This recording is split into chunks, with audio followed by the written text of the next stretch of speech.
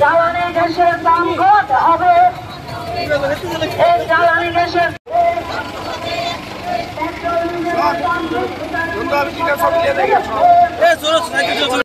সামগ্রিক দাম প্রতিবাদে সিপিআইএমের মিছিল চলছে চলবে।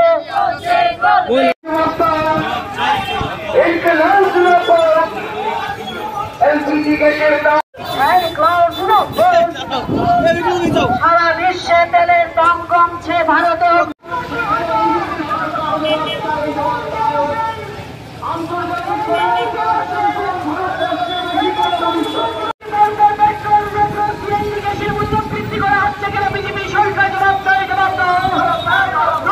রেশনের নিত্য পণ্যের সরবরাহ নিয়মিত সুনিশ্চিত করতে হবে।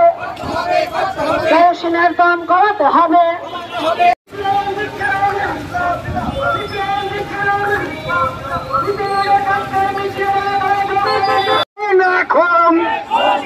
জনবিরোধী বিজেপি সরকারের বিরুদ্ধে জনগণ এখন প্রতিদিন পেট্রোল ডিজেল কেরোসিন গ্যাসের দাম বৃদ্ধিকারী মোদী সরকারের বিরুদ্ধে তেলের দাম বাড়িয়ে সাধারণ ইনকিলাব জিন্দাবাদ, ইনকিলাব জিন্দাবাদ। দেশে সরকার, কেন্দ্রের সরকার এবং এই রাজ্যের বিজেপি সরকার যেভাবে মানুষের নিত্য প্রয়োজনীয় জিনিস দাম একের পর এক লাগামহীনভাবে বৃদ্ধি করে চলেছেন, তার প্রতিবাদে আমাদের ভারতের কমিউনিস্ট পার্টি মার্ক্সবাদীর কেন্দ্রীয় কমিটি গোটা দেশে 2 তারিখ থেকে প্রতিবাদ সংগঠিত করার জন্য সিদ্ধান্ত নিয়েছেন। আমাদের যেহেতু কিছু কিছু প্রোগ্রাম ছিল, আমরা আজকে এই প্রোগ্রামটা আগরতলায় করছি। এর আগে বিভিন্ন সাব ডিভিশনগুলিতে হয়েছে।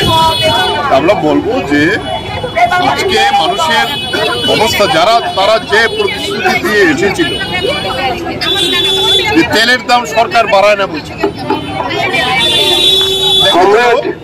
উত্তরপ্রদেশে আমাদের মিছিলের কাজ এখনই শুরু হবে।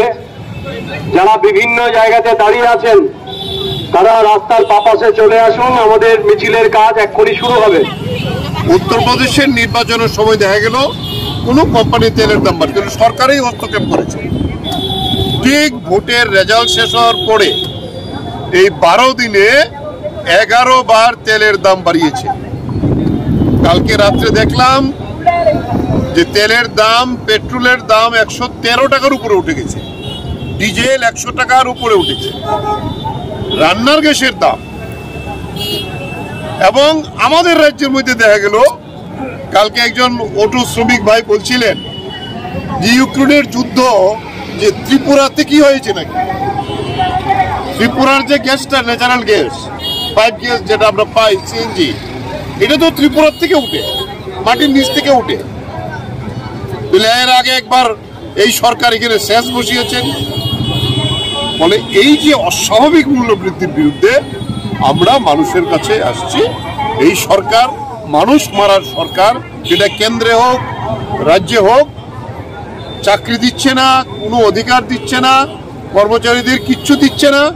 একের পর এক এই মানুষের জীবন কেড়ে নেওয়ার জন্য এই সরকার, এই কেন্দ্রের মোদী সরকার এবং এখানকার